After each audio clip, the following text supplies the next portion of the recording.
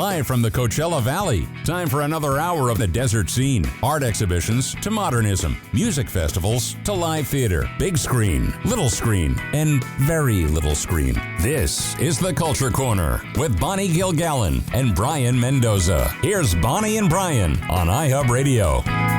And welcome to The Culture Corner. Well, we're in Palm Springs and it's summer and it's hot as heck out there. Oh, How you doing, Brayan? I'm trying to survive. My mechanic has my car with the AC, so I have to drive the other car that doesn't have AC. And I used to believe that as long as the windows were down, that was sufficient. But I realized staying at home with the AC on and then getting so used to that does not work. When it's 115, 16, 17, 18, the windows down, not going to help too much, No, definitely not. And I told my mother, who owns that car, because she's letting me borrow it, I told her, you know what? After I get my car back, we're going to get this car fixed because I cannot let you have this. But I feel so bad because you have to drive this car around. And my father, who works mostly outside, he's so unbothered by it. Like, he drives the car. His truck has AC. Yeah. Does not drive it with the AC. He's like, I just don't want to drive it with the AC on. I'm like, are you? He's like, I just don't need it. I'm fine. I'm like, see, I like the power of suggestion he has. Maybe he's fine. And it's only like the middle of June. So we still got July and August to go. So, this is not going to be the last week that's going to be like this. So. No, I agree. But you know what? At least the coldness lasted a bit longer than usual. It did. So this is our punishment for enjoying that. Okay. We were told, you know what, you enjoyed that cold weather too much. Enjoy it now. So we're going to hit you with that heat. All right, we got a lot of news. So what's in the news? So things have reopened. Yeah. So I wanted to get your thoughts on that. How do you feel about it? Because I know you've gone to some events. Yeah, I did. I went to AJ's on the Green the other night, because it was last night for Lee Lovett. A lot of people there, but it's great, and musicians, and I sang. And then I went to a little thing at the Purple Room the other evening. It was book signing for David Perry. It was small. I mean, there were maybe 20 people there. I mean, it wasn't big. Oh, no. But, a little cocktail. And it's great to just sit and chat with people. Yeah, without masks. It really was. And, it's so funny. We talked to a number of people about this, and a lot of people agree with me. I was, when I was sitting there, first at AJ's and then the other thing, in some ways it feels like it's been a long time. And in other ways, I feel like we all went trip to Mars for 2 days and we came back. I mean, in some ways it feels short. It just feels like we were in another universe and then we came back. It's weird. I don't know. I always kind of thought of it as I call it being preoccupied, the sort of idea that you're always thinking about the virus or the election. So you had all these things to think about, that by the time that the vaccines came, you start thinking about that. And then now it's like, wait a minute. That whole year passed by really quickly. Yeah. And at the same time, it does feel like, I don't know how to put it, but it feels like a long journey. Mm-hmm. But it also feels like it was a long journey yesterday. Yeah, that's what I'm saying. It's just weird. You have that dual feeling about the whole thing. And so for me, like, I've been going to the movies more often. So I've seen a couple movies. And for the most part, I was quite comfortable being in the movie theater without my mask for brief periods of time. And I feel like it's so relaxing to just feel normal for once. And I don't feel so afraid anymore. And it's just so rejuvenating. Like, you just feel like you're back to normal a little bit. But I always try to be careful, but I think at this point, coming back to normal, I don't know, hopefully we're at the right step forward and that things just go up from here. So hopefully, as long as people take care of themselves and are making smart decisions, then we can start feeling as normal as it is. But I just hope that, it's wonderful, it feels great, but I still hope people, it's still, you need to take this one step at a time. There's still people out there who are sick. There's still people out there. Now there's a new variant, different venues, a business still has the right as a business. If they want to say, if you're coming into my business, you have to work, and that's their choice. And so if you don't like that, don't go to their business. So you still, it's not like everything's 1,000% normal like it was, 2 years ago.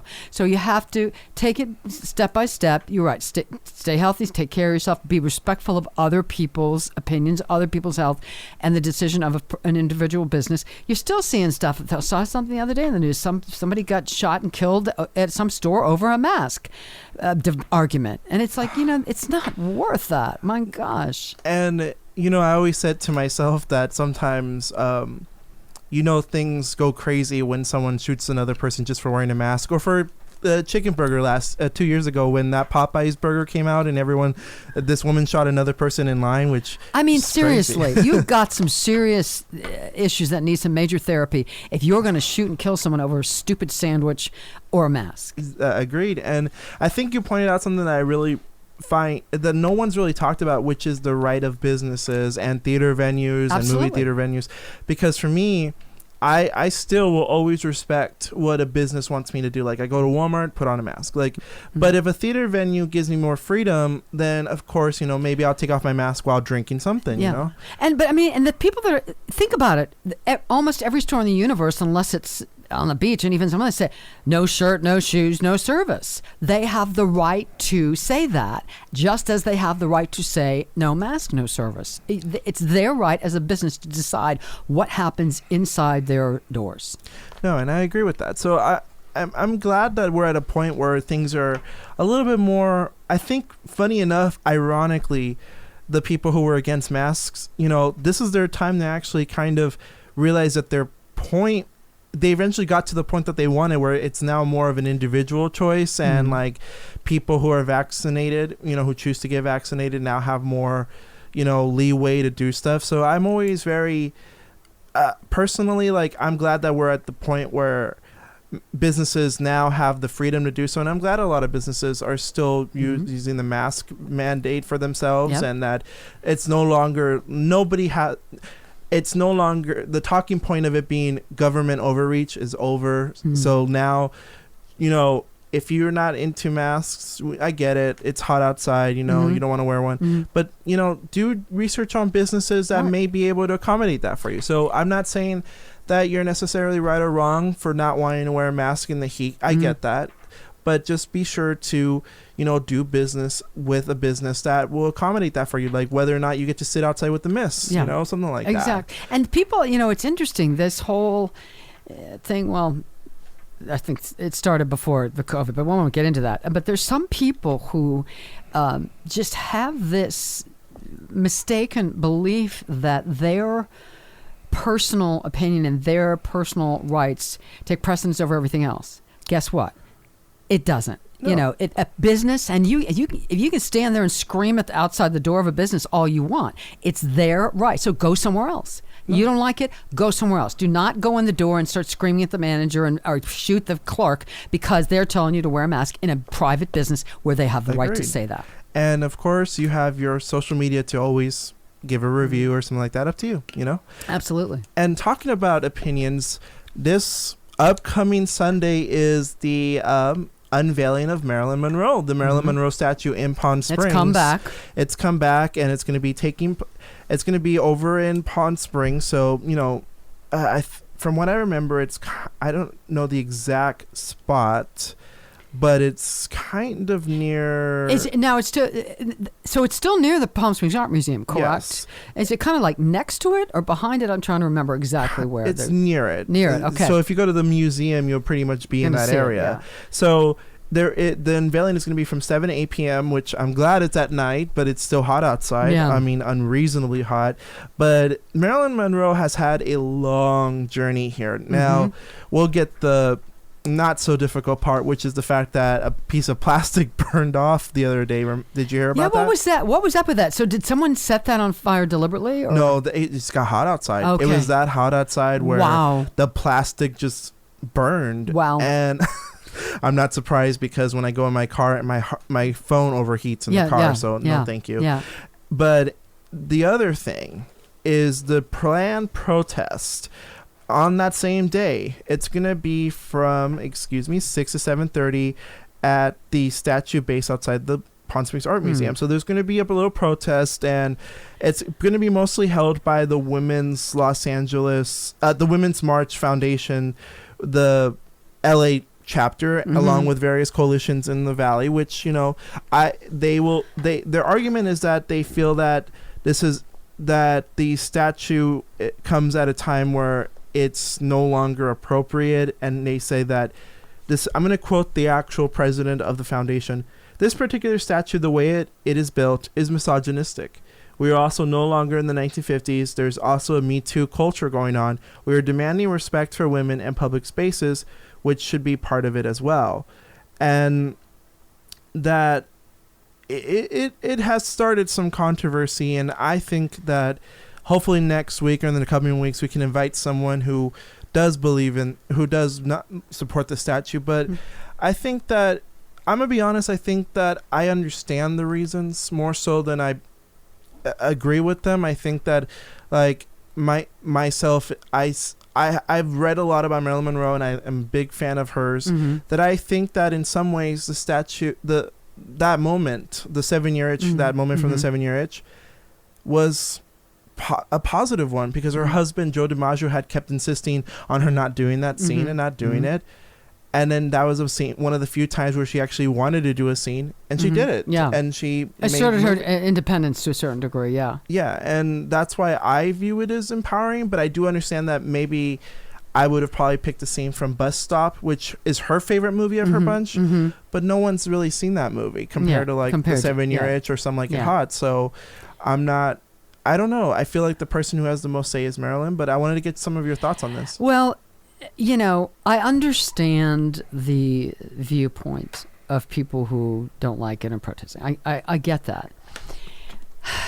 But I have to say, I think there are much more important issues adjacent to the Me Too movement and respecting women and all that than protesting this statue. I mean, I just think it is... It's somebody, you know, there are bigger issues. It's like there are bigger fish to fry, bigger issues to get upset about than that. I mean, I understand the basic, what they don't like about it. But again, it was back in the 50s. Things were more innocent then. I just don't think it's worth marching around outside when it's 115 degrees protesting it. I don't think that it's going to change anything. I understand. I mean, I am, all for women's rights. Where the Me Too movement, stand up yourself, and there should never be any assault, and women should be paid the same. Absolutely, 100%. Me too. I think this is a sort of a very mild version when you're talking about things that are offensive. I think there are more important things to get upset about. That's what I think. And also, I do believe that, like everybody says, we have to understand that women are not a monolith. Of course, like, different women will have different opinions. Different things, yeah. Yeah, this might be empowering to some and might be not so empowering to others. And I think that these women have every right to protest it. And I definitely think that I'm going to say this, on Sunday, if you see the protesters, I would recommend, if you really want to know their side, engage, talk, communicate with them, and don't try to dilute their work. Don't start screaming and yelling, but just have a conversation. Have a conversation and actually hear the perspective. And I think that good idea. I think the discourse would be better, and I think maybe hopefully the both sides could come to an understanding in which one maybe we'll have a tourist attraction, but also find a way to respect and maybe contextualize it. Yeah, that's a great idea. All right, back with more in the Culture Corner in just a bit.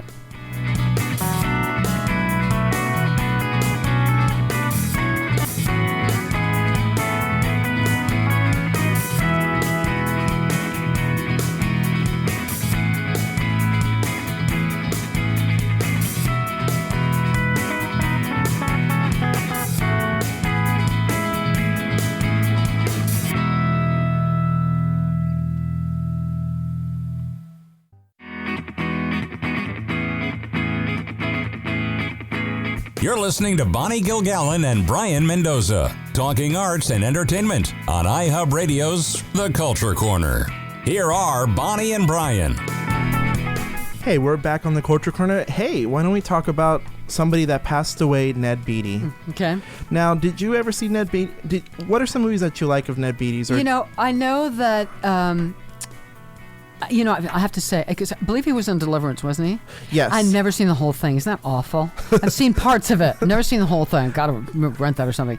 Give me some other. I know I've seen him in some stuff, but I can't think. All the President's Men. Saw that. Network.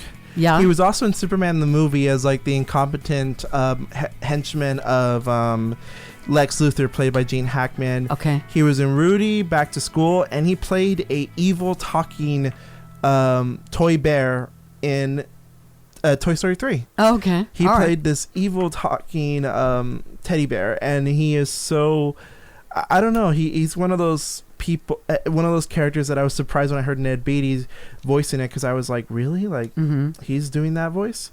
But I actually really I think he's one of those actors that, for the most part, most people probably won't hear the name and feel instant recognition, but I think that he's done a lot of great work that I still think of him as someone that was very versatile. The fact that he can go from playing that character in Deliverance, which I'm not surprised he didn't finish all the way through, because it is disturbing. It is a very disturbing movie. Yeah. To playing a corrupt network executive in Network. Yeah. So he does a lot of great work, and so for those of you who don't know, he passed away at 83 in his home in Los Angeles for natural causes. So I think he's left a pretty decent legacy of movies. Those are actually surprisingly some of my favorite movies. And pretty diverse. I mean, very versatile. Yeah. Very versatile, very diverse. And he's been nominated for an Academy Award, 2 Emmy Awards, and he even got nominated for an MTV Movie Award for Best Villain. I'm kind of surprised about that, because I was like, which one? And it was Toy Story 3. So he played him being able to do all his different parts and being able to hide himself in roles is, I think, his best legacy. So Godspeed to him. And who's the other gentleman, though? It was on WWE. Frank Bonner. Yeah. Bonner, yeah. He passed away as well. I think he actually passed away yesterday at 79. And he is famous for playing Herb Tarlick on the sitcom WKRP in Cincinnati, which I did see a couple episodes. It's actually, I've had some people say to me, it's not one of your favorite sitcoms because you work in radio. And I said, well, just tell the people who run the syndication and the reruns to run it over, to keep running that show, because that show is very difficult on reruns because of the music rights, because they always played music on that show. So they never... They never have that show on rerun, so I never got to connect with it as much as I wanted to. But I liked it. I don't know. I thought he was a good actor in that, from what I remember. But did you ever see that show? Not really. Get just snippets, That's how it is for me, too. And he's also famous for being on Saved by the Bell, but he didn't have a big part in it. But he still... he plays Mr. Harrington, a teacher.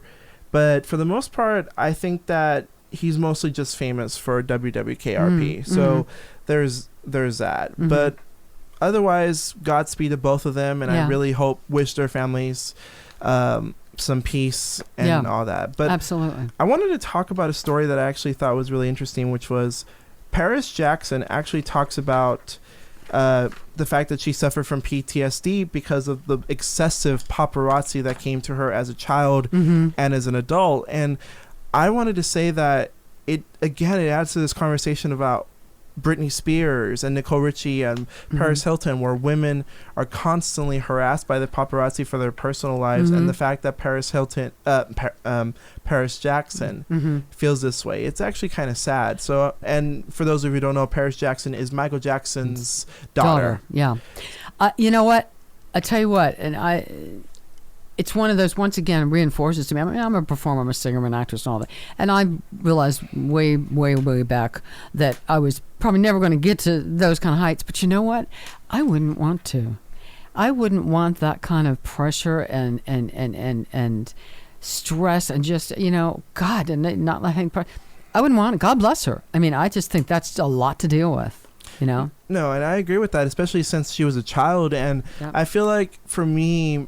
the worst, I actually saw this video of a artist, I think it was Selena Gomez, who was outside, and she actually asked the paparazzi, can you please leave me alone for the day? And she was very nice about it. And the paparazzi said, well, we got to get paid, and you let them take a picture. We're competing. And she's like, I don't care. I gotta live my life. Yeah. And I think that's a general attitude of, I understand that paparazzi need to get paid, but I also feel like, can you not harass these girls who just honestly want to live their life, especially Paris Jackson, who I imagine her worst PTSD came from the allegations and the courtroom drama and all that's that. even worse. Yeah, when you're Michael Jackson's daughter, and first of so she didn't ask for this in the beginning. It's not like she started out, I'm going to go be an actress and be, it was there. She had no choice, because of who her father was, just dealing with it. And so I can imagine that. I'm sure that she probably needs a lot of therapy. I wouldn't want that. No, lifestyle. I wouldn't want that for her. And I think, in my opinion, that we're going to see more and more, again, of this conversation of how intrusive the media is or paparazzi is on the lives of young stars.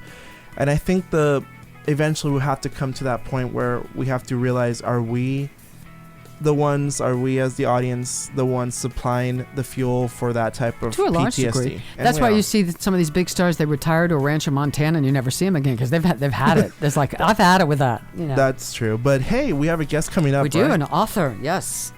Donna Rolfe in just a bit on the Culture Corner.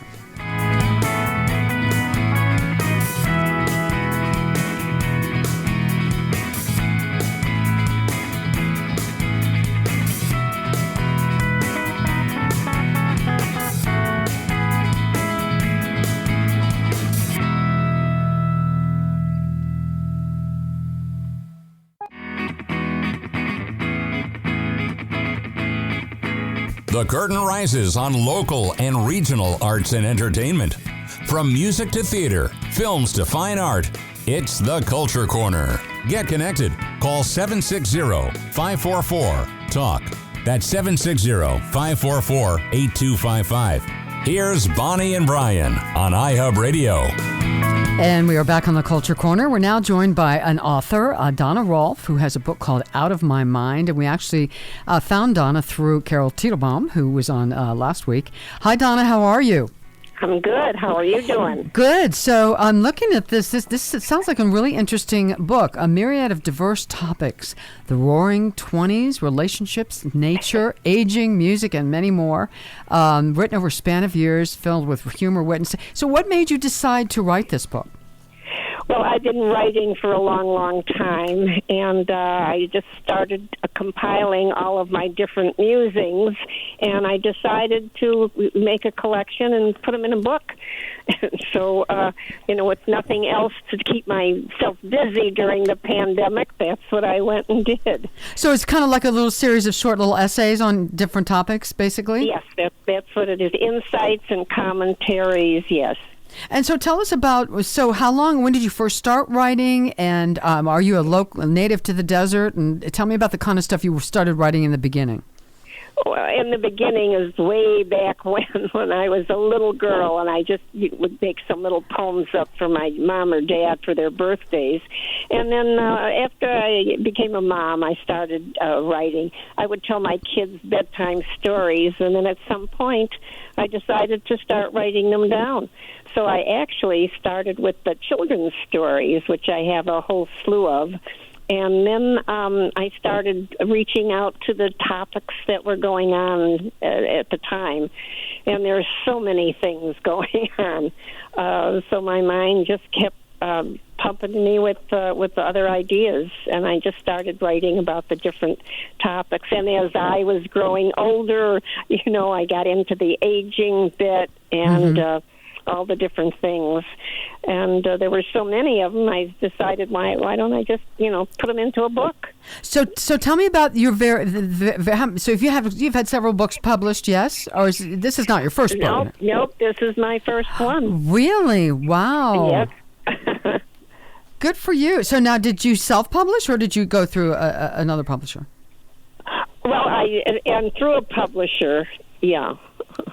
And so was that a long process? I know that I got a book that I'm sort of writing. It's taking me forever, but I know a lot of authors say they get 55 rejection notices before they get the first yes. So was that a long process?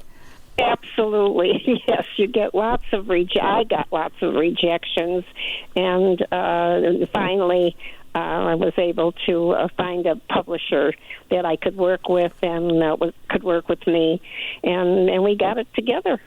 Does it ever, when you get rejection notices, do they ever give you specifics? They just say, no, we're not interested, this doesn't fit in with what we have, or do they say, well, we like it, but we don't like this XYZ? Do you get those kinds of things, and does it ever tempt you to change anything? Or are you like, no, I'll just find another publisher who likes it the way it is? Usually they say at this particular time what you're writing doesn't fit into our program.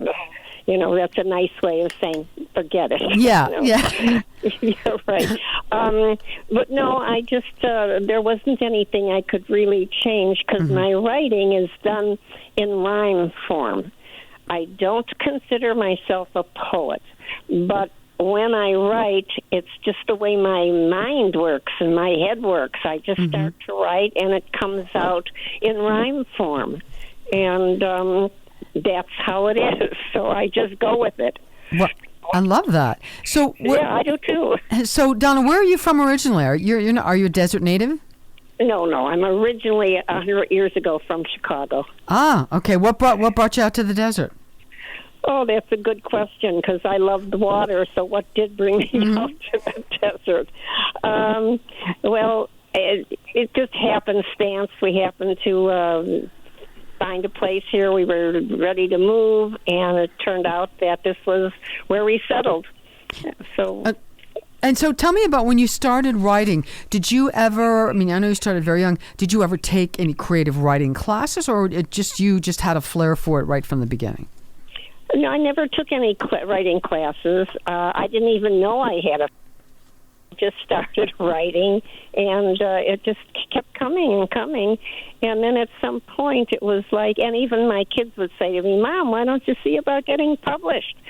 So they kind of put a bug in my bonnet, a bee in my bonnet, and I just, went into the fray, so to speak. So. Now, did you get, when you were younger and you were writing, did you get support like from your parents or other family members or friends? Did they all say, hey, we think you're pretty good? Did you get support early on? Well, it was just, they liked it. Yeah, this was nice. But it was later on when I started with these musings, with my commentaries and insights. That's when people would say to me, you ought to have these published. So that's when I started to get on a roll with that. And I'm always curious with authors. Are you somebody that says, "Okay, right, from Monday I'm going to sit down from 10 to 2 and write," or do you just have ideas at 2 in the morning, or a little bit of both? It's whenever they come. I never know when it's going to happen. When I get an idea, and if it doesn't leave me alone, I know I need to get my pad of paper and my pen and sit down and just write. I don't use the computer until after I'm all through tweaking and writing. Then I can put it on the computer. But I can't create. I don't create with the computer. I'm more comfortable sitting down with my, pen and pad of paper and just letting it roll. Yeah. And now, would you say that are these little line essays, if we'll call them essays, are there some of them humorous and some of them serious? Is it kind of a mixture of that kind of thing? Well, actually, the title of the book is Out of My Mind, a collection of wit and wisdom. Okay. So the writings have in them, they're thought-provoking, they're bold, they're insightful, they're humorous and witty, and they're fun. And some of them are a little more serious than others, but it just depends. And now, did you have to... did you have hundreds and hundreds and hundreds to start with and then edit and pick the best ones? Did you have a lot of material to choose from? Or did you put pretty much everything that you sort of had at that point into the book? Or did you have to weed through some things?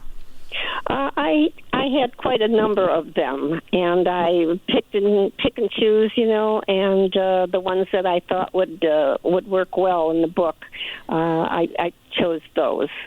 So it wasn't. I didn't have hundreds of them. Yeah. No.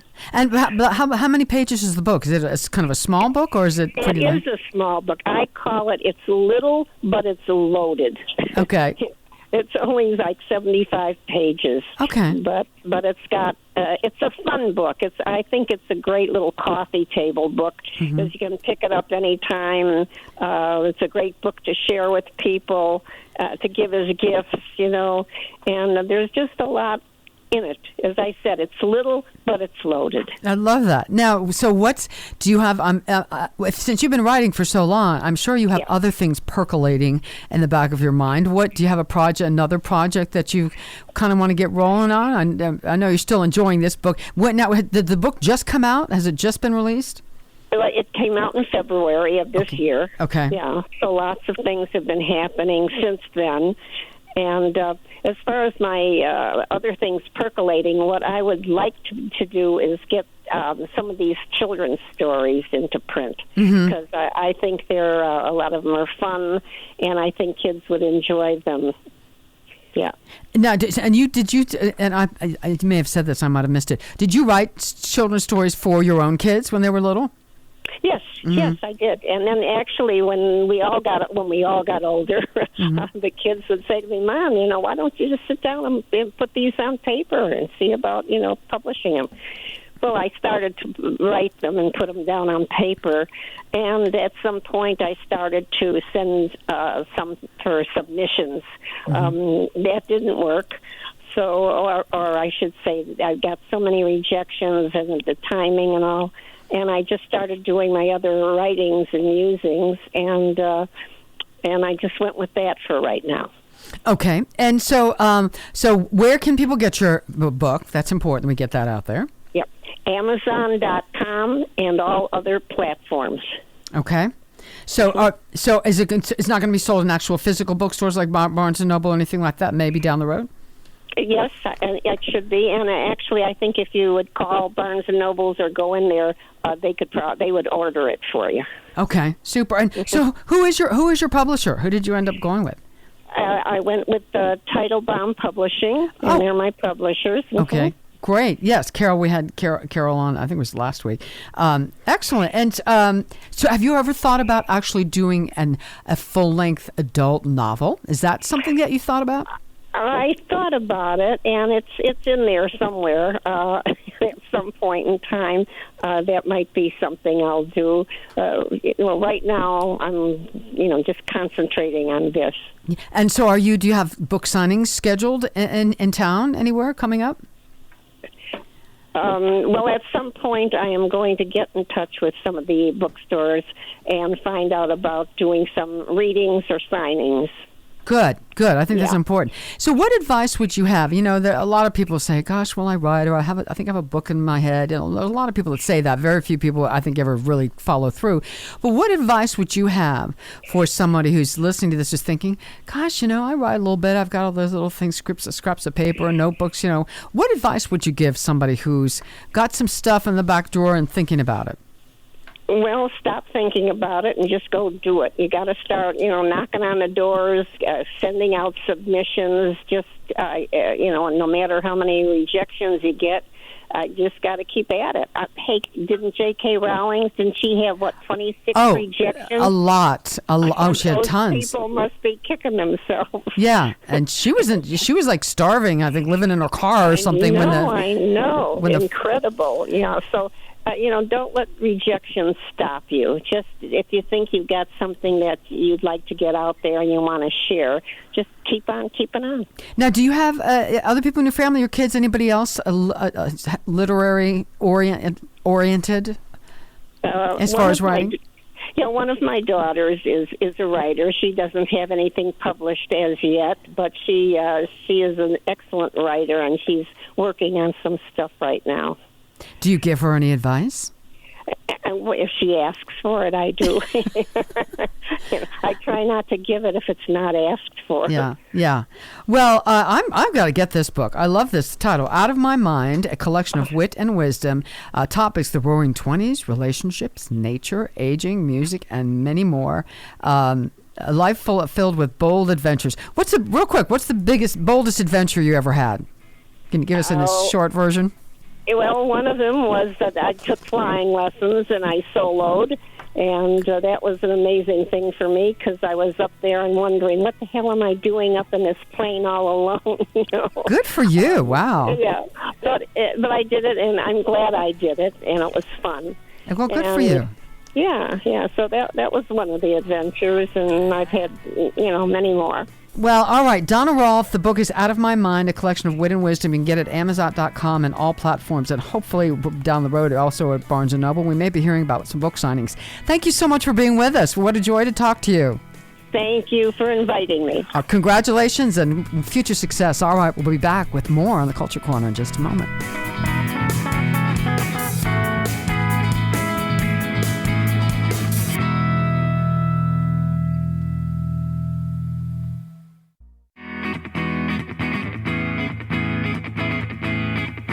You're listening to Bonnie Gilgallon and Brayan Mendoza, talking arts and entertainment on iHub Radio's The Culture Corner. Live from the desert cities of Southern California, here's Brayan and Bonnie.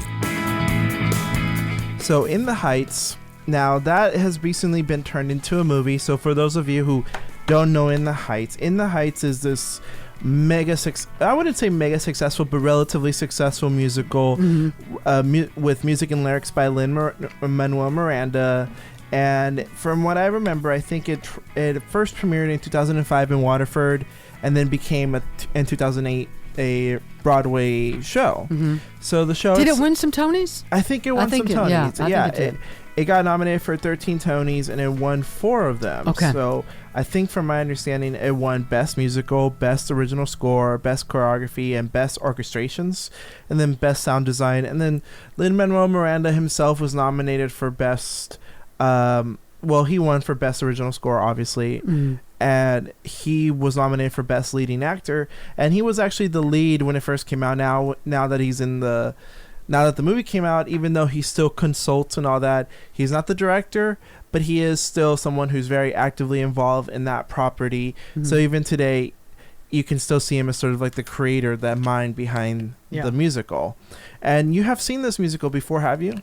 I saw I believe it was COD. This has been, a while.